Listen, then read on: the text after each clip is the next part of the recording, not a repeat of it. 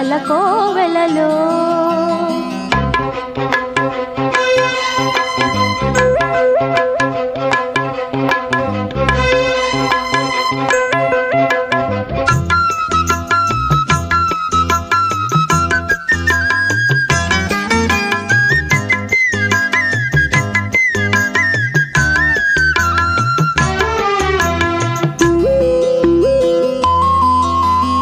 ఏ జన్మకే గమ్యమో తెలిసేది కాలానికే, ఏ పువ్వు ఏ పూజకో తెలిసేది దైవానికే.